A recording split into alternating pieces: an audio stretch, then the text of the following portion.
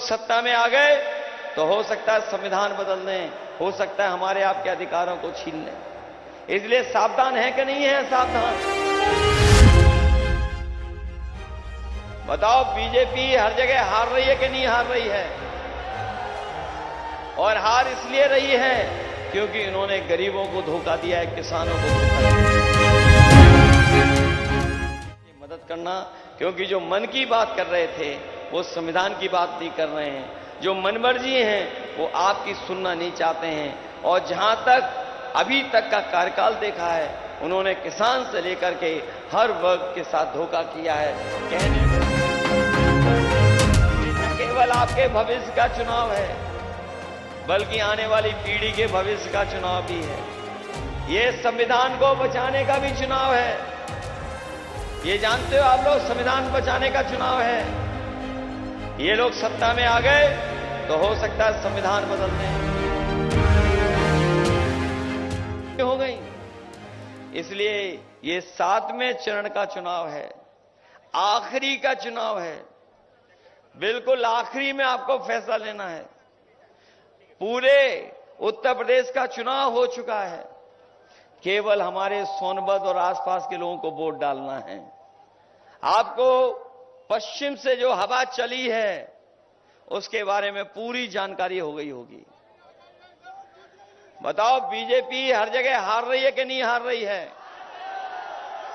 और हार इसलिए रही है क्योंकि इन्होंने गरीबों को धोखा दिया है, किसानों को धोखा दिया है। नौजवानों के भविष्य की कोई चिंता नहीं है। इसलिए बताओ, सोनभद्र के लोगों, समाजवादी पार्टी और इंडिया गठबंधन को जिताओगे? मदद करोगे आप लोग? ये न केवल आपके भविष्य का चुनाव है, बल्कि आने वाली पीढ़ी के भविष्य का चुनाव भी है। ये संविधान को बचाने का भी चुनाव है। ये जानते हो आप लोग, संविधान बचाने का चुनाव है। ये लोग सत्ता में आ गए तो हो सकता है संविधान बदल दें, हो सकता है हमारे आपके अधिकारों को छीन लें। इसलिए सावधान है कि नहीं है? सावधान। आपने देखा होगा, हेमंत सोरेन जैसे मुख्यमंत्री को जेल भेज दिया। आप पार्टी के मुख्यमंत्री, उन्हें जेल भेज दिया। और आप पार्टी के मुख्यमंत्री के जो आरोप लगे हैं पार्टी पर, वो आरोप सब झूठे हैं। अगर किसी ने आरोप झूठे लगाए हैं तो भारतीय जनता पार्टी के लोगों ने लगाए हैं। हेमंत सोरेन जो आदिवासी मुख्यमंत्री थे, उन पे भी झूठे मुकदमे लगा करके जेल भेज दिया। इसलिए आप लोग सावधान हैं कि नहीं सावधान? इसलिए लोकतंत्र को बचाना। मुझे खुशी है कि छोटे लाल खरवार जी आज हमारे साथ आ गए हैं और इनके आने से हमारी पार्टी की ताकत बढ़ गई है। इनके आने से एक माहौल बन गया है। इसलिए इनकी मदद करना आप लोग।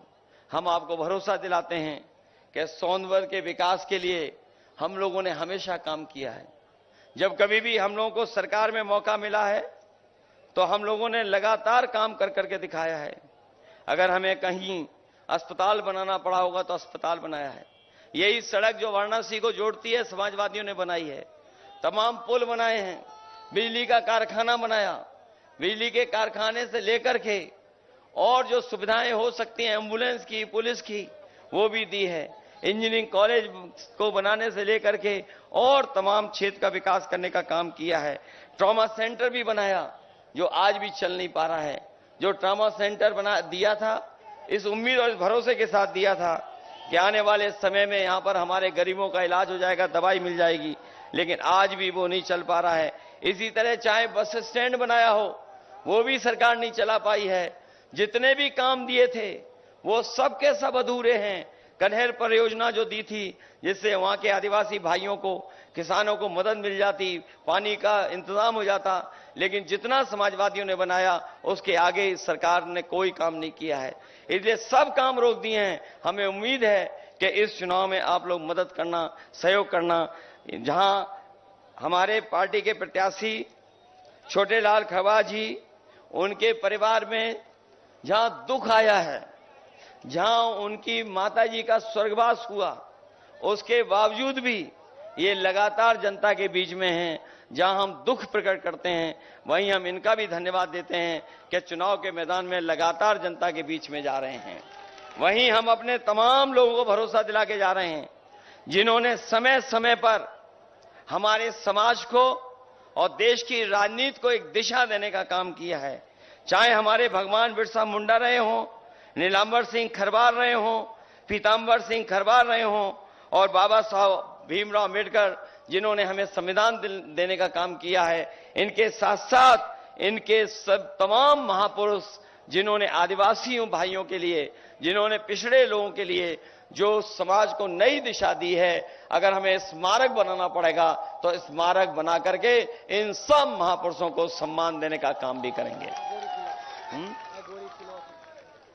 और वो स्थान भी हम लोग तय कर करके उस स्थान पे एक बहुत शानदार एक स्मारक बना करके उनको सम्मान देने का काम करेंगे। हमें उम्मीद है कि 7वें चरण के चुनाव में आप सब लोग मिलकर के मदद करना, क्योंकि जो मन की बात कर रहे थे वो संविधान की बात नहीं कर रहे हैं, जो मनमर्जी हैं वो आपकी सुनना नहीं चाहते हैं। और जहां तक अभी तक का कार्यकाल देखा है, उन्होंने किसान से लेकर के हर वर्ग के साथ धोखा किया है।